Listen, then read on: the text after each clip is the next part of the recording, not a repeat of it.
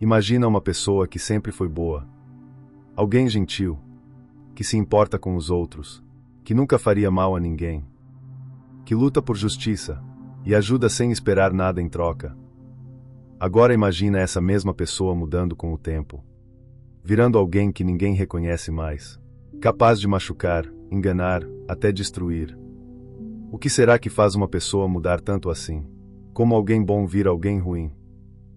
Hoje a gente vai falar sobre isso, sobre as forças escondidas que influenciam o ser humano, e como elas conseguem levar uma pessoa boa para um caminho escuro.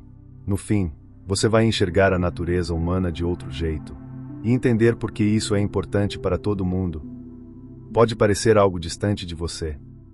Talvez você pense, isso nunca aconteceria comigo. Mas a verdade é que ninguém está totalmente protegido. Se as condições forem certas, até a pessoa mais bondosa pode mudar, e virar alguém que ela mesma teria medo de ser um dia. O psicólogo Philip Zimbardo, por exemplo, fez um experimento famoso numa prisão falsa, e mostrou que pessoas comuns, colocadas em certas situações, podem cometer atitudes cruéis sem nem perceber. Outros estudos, como os de Stanley Milgram, mostram que a nossa moral, aquilo que achamos certo e errado, é mais frágil do que parece. O mais assustador é que muita gente muda sem perceber. Quando se dá conta, já foi longe demais. Mas afinal, o que leva alguém a essa mudança? O que vai corroendo aos poucos a bondade de uma pessoa? Um dos motivos é que os limites vão se quebrando devagar. A pessoa começa com pequenas escolhas erradas, justificações como: isso é só um detalhe, não tem problema.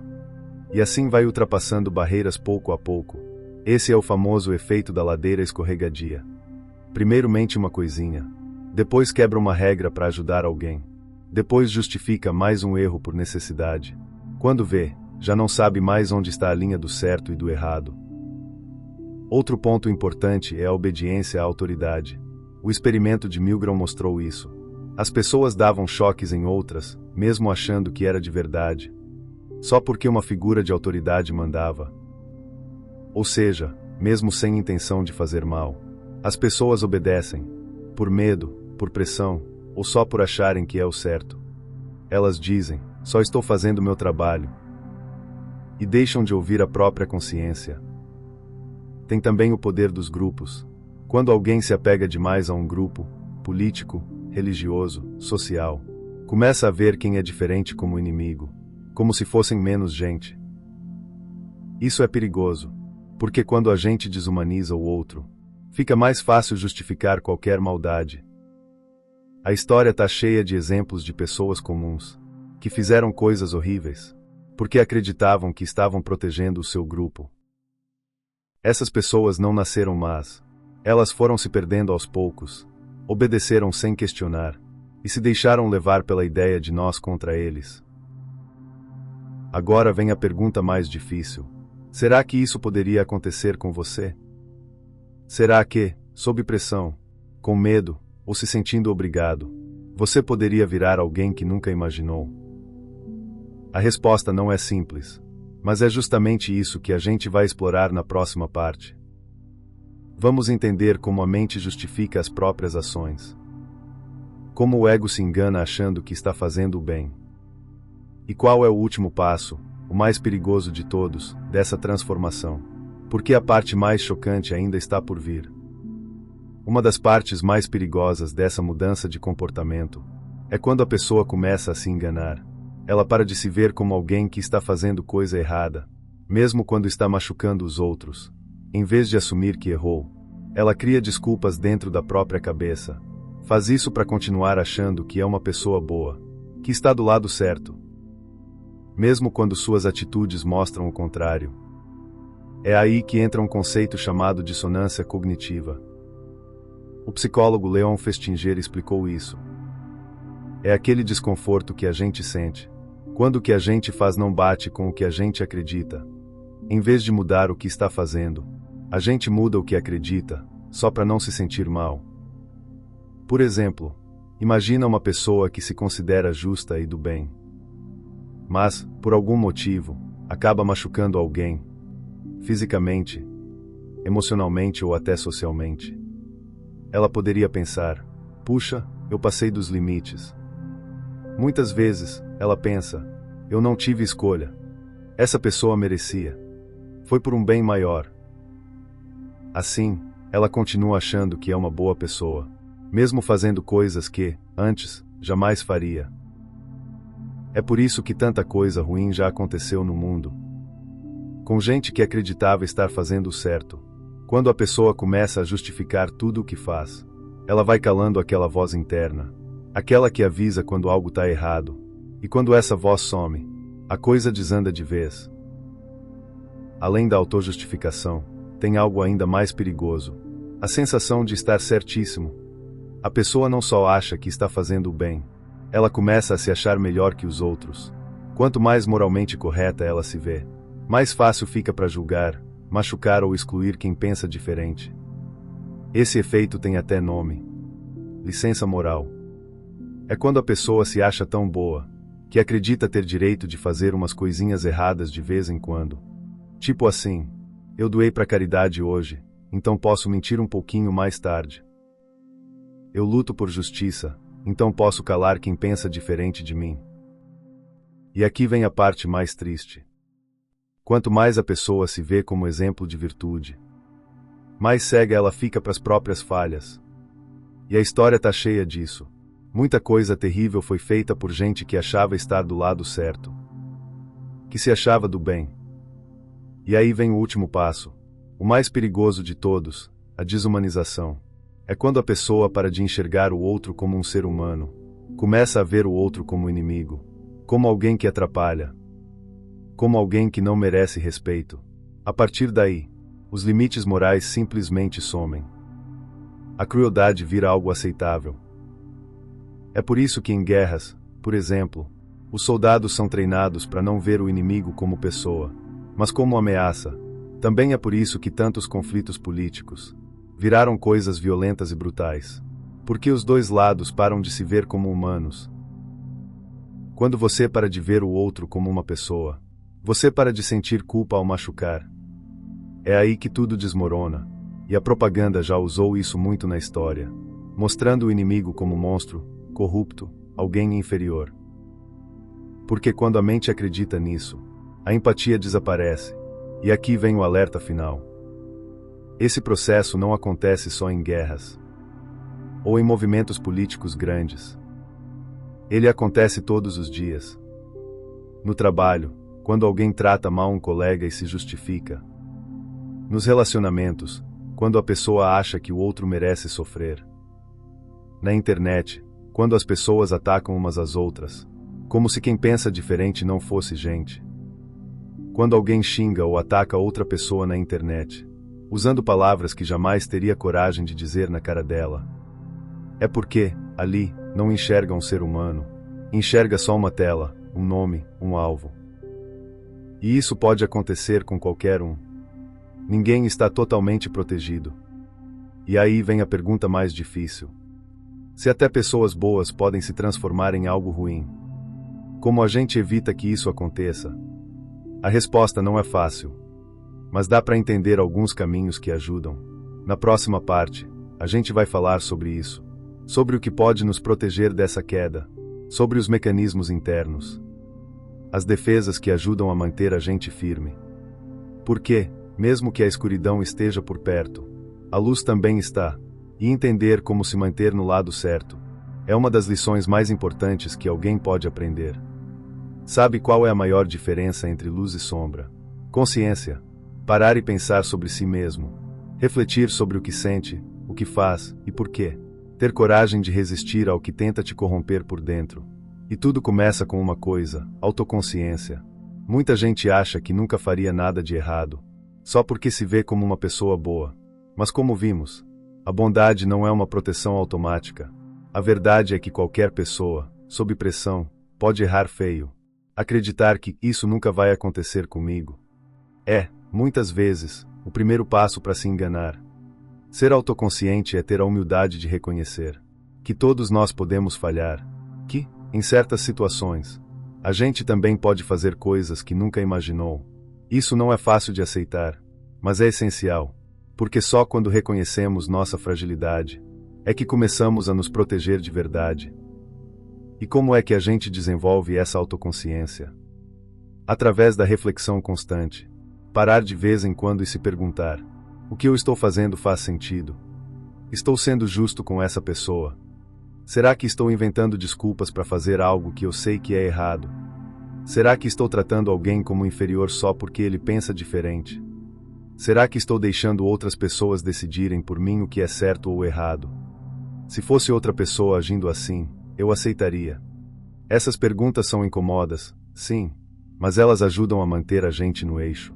Porque todos nós temos a capacidade de fazer o mal, principalmente quando isso nos beneficia de algum jeito. Só que perceber isso não basta. A gente precisa também desenvolver força interior.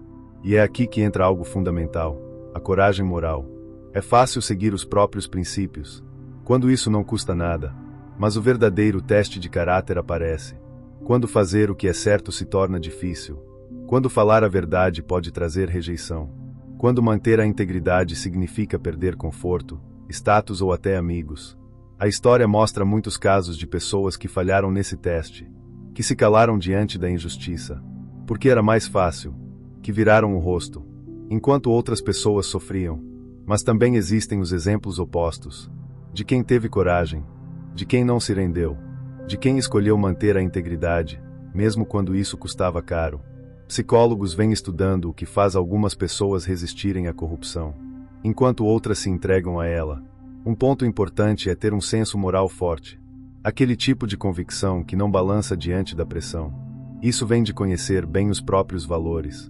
E também de praticar, no dia a dia, pequenas atitudes honestas. Porque quando a gente começa a abrir pequenas exceções, é mais fácil ir abrindo exceções cada vez maiores. Outro fator muito importante é a empatia. Grande parte do processo que transforma gente boa em gente cruel passa por uma perda da empatia. Isso acontece quando a gente para de ver o outro como igual. Começa a enxergar a pessoa como diferente, distante ou até menos humana. Mas a empatia quebra essa barreira. Quando você escuta alguém de verdade, quando vê a dor do outro, seus medos, suas lutas, fica muito mais difícil justificar qualquer tipo de maldade. Tem estudos que mostram que até uma conversa simples, ou ouvir a história de alguém, pode diminuir o preconceito e a raiva. Porque, quando a gente se conecta, a hostilidade perde força. E talvez a lição mais importante seja essa: a corrupção, a perda de caráter, não acontece de uma vez. Ela vem devagar, aos poucos, por meio de pequenas escolhas erradas, de justificativas discretas, de pensamentos que vão mudando sem a gente perceber. E isso quer dizer que evitar esse caminho também é um processo. É algo que exige atenção constante, reflexão e coragem para agir certo quando mais importa. Agora, na parte final, a gente vai revelar uma verdade mais profunda, e talvez a mais difícil de aceitar. Existe uma força escondida, silenciosa, que explica por que pessoas boas acabam se transformando em monstros. Essa força está por trás de tudo o que falamos até aqui. A perda de moralidade, a autojustificação, a obediência cega, a sensação de superioridade e a falta de empatia. Essa força é o ambiente, mais do que fraquezas pessoais, mais do que qualquer defeito interno. É o lugar onde a gente vive, as regras que nos cercam, a cultura que nos influencia, as vozes às quais a gente dá ouvidos. Tudo isso vai moldando quem somos. A gente não nasce bom ou mal. A gente é formado, aos poucos, pelas experiências e pelo meio em que vive. E se esse ambiente incentiva a crueldade, a divisão, ou o vale tudo, até as melhores pessoas podem se perder. O psicólogo Philip Zimbardo, que estudou o comportamento humano a fundo, criou um termo para isso, efeito Lúcifer. Ele mostrou que, se as condições forem certas, qualquer um, até a pessoa mais tranquila e justa, pode se transformar em alguém que nem reconhece mais. Pessoas comuns podem acabar fazendo coisas cruéis, não porque sejam más, mas porque estão em ambientes que, aos poucos, vão mudando o jeito delas enxergarem o certo e o errado. Pensa em como isso acontece no dia a dia. Um lugar de trabalho onde a mentira é comum. Logo os funcionários começam a achar que mentira é normal. Uma sociedade onde o preconceito é tratado como algo natural. Faz as pessoas acreditarem que é certo pensar assim. Uma cultura que valoriza a agressividade, competição e ego. acaba ensinando que ser gentil é sinal de fraqueza. Por isso, não dá para ser ingênuo. Não basta achar que é uma pessoa boa. A gente precisa cuidar do ambiente onde está. E se cercar de pessoas que também querem fazer o certo. Gente que incentive a honestidade. Que te ajude a crescer. Que te lembre dos seus valores quando você sair do caminho. Porque o ambiente errado pode corromper. Mas o ambiente certo fortalece. Agora vem uma pergunta que incomoda muita gente. Se o ambiente tem tanto poder sobre nós, será que a gente realmente tem controle sobre quem se torna? A resposta assusta, mas também traz esperança. A gente não consegue controlar tudo o que acontece ao nosso redor, mas consegue escolher como reage a isso. Dá para escolher ter consciência em vez de viver no piloto automático. Coragem, em vez de seguir a maioria só para agradar. Empatia, em vez de virar as costas para quem sofre. Dá para resistir aos pequenos desvios que levam a caminhos ruins. Dá para se fazer perguntas difíceis. Dá para questionar regras que machucam. E, principalmente, dá para se recusar a deixar que o mundo diga quem você deve ser. Porque, no fundo, a batalha entre o bem e o mal não acontece só lá fora. Ela acontece dentro da gente, todos os dias, em cada escolha pequena que a gente faz. Tem uma frase do filósofo Alexander Solzhenitsyn que resume isso bem. A linha entre o bem e o mal passa dentro do coração de cada pessoa. E essa é a verdade. Ninguém é 100% mal ou 100% bom. Não existem monstros absolutos. Nem santos perfeitos. Existem apenas pessoas. Pessoas moldadas pelas suas decisões. Pelo ambiente em que vivem. E pela coragem que têm de encarar a escuridão que também mora dentro delas. Então, vale a pena parar e pensar. Quem você está se tornando? As escolhas que você tem feito te deixam mais firme nos seus valores? Ou você está cedendo aos poucos e indo para um lugar que nunca imaginou? Você está influenciando o ambiente em que vive? Ou está deixando ele moldar quem você é? Porque, no final das contas, a diferença entre ser uma pessoa boa ou alguém perdido não está no destino, está na escolha. E essa escolha é sua, todos os dias. No fim, tudo se resume às escolhas que a gente faz. Não importa onde você nasceu, com quem você anda, ou o que aconteceu com você no passado, o que define quem você é. São as decisões que você toma, mesmo quando ninguém está olhando, mesmo quando tudo parece estar contra. A vida vai sempre colocar a gente diante de escolhas difíceis. E é aí que mostramos quem somos de verdade. Você pode escolher repetir o que todo mundo faz, ou pode ser diferente, pode ser consciente, pode ser justo, pode ser íntegro. Mesmo quando isso custa caro, mesmo quando ninguém te aplaude. Porque no fim das contas, a pessoa que você se torna é resultado de milhares de pequenas decisões, feitas todos os dias. E a pergunta que fica é: que tipo de pessoa você quer ser? Você vai deixar o mundo te moldar? Ou vai escolher, a cada dia, ser alguém que faz a diferença? Que constrói, em vez de destruir. Que ilumina, mesmo quando tudo parece escuro. A resposta está em você. E começa agora, na sua próxima escolha. Se gostou, curta o vídeo. Se inscreva no canal para continuar a receber mais vídeos como esse. Compartilhe com alguém que você acha que está precisando ouvir essa mensagem. Até o próximo vídeo.